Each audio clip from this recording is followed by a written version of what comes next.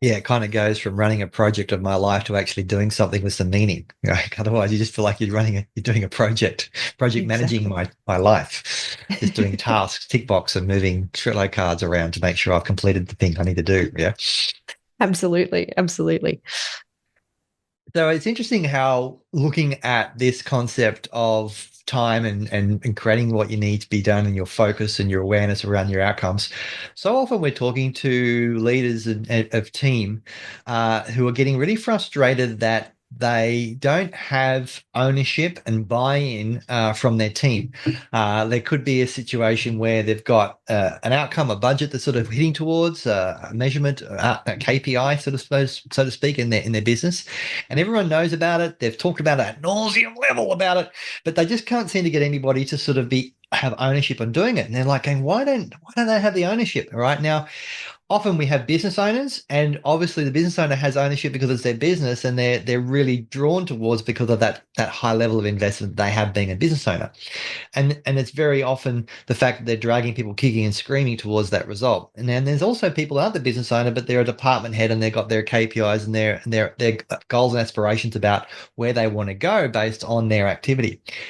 Both cases, if they're not actually being able to have that investment putting in there, if they're not able to transfer that ownership, it's really hard to go through and do that. And a lot of the times, what they do is why don't they do this? Why don't they do this sort of stuff? And why can't they get it? Why don't they understand it? Why are they turning up late? Why don't they have any ownership? And one of the things we look at is, okay, so in order for you to be able to see this, there must be something that you are not communicating or something you're communicating the wrong way. And often the case is that scenario. So we've got to sort of ask them, what are you projecting? What are you putting out there? Are you doing it for them? And therefore creating a rod for your own back because they'll do it. I don't need to do it if they'll do it. So a lot of the cases we see this take place where people aren't in charge of their time.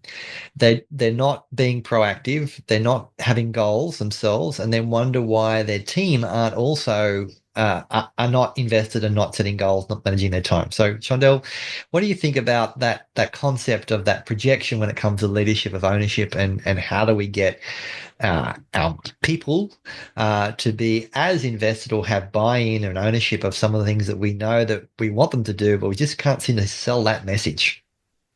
It's so interesting, while you were talking about that, the first thing that was coming to mind is mirror, mirror on the wall, who's the fairest of them all? And maybe for some of our younger generation that doesn't do fairy tales anymore, that whole process of, the concept of holding up the mirror and looking at yourself. I think that's what we're talking about here when it comes to projection. So what I imagine that someone is capable of doing will limit them to what I believe their capabilities are. But also too, often when we point the finger out there are three fingers pointing right back at us. And so we see all the time these leaders, as you said, that are frustrated with team.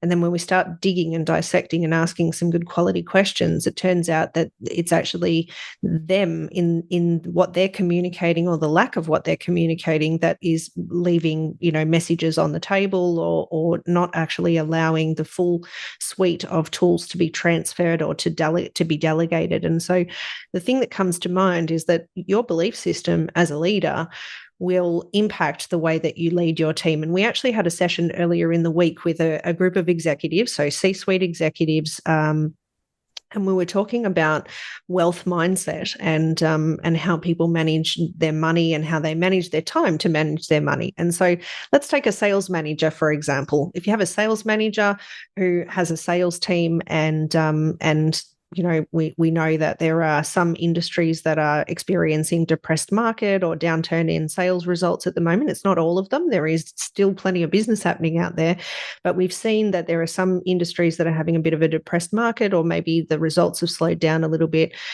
And so a sales manager that has a wealth abundance mindset will be much more capable of reframing a salesperson in their team that there's no results out there, or that people aren't spending money, or those kinds of things, than someone who perhaps is feeling the pinch of not being in a wealth abundant mindset themselves in their own personal circumstances.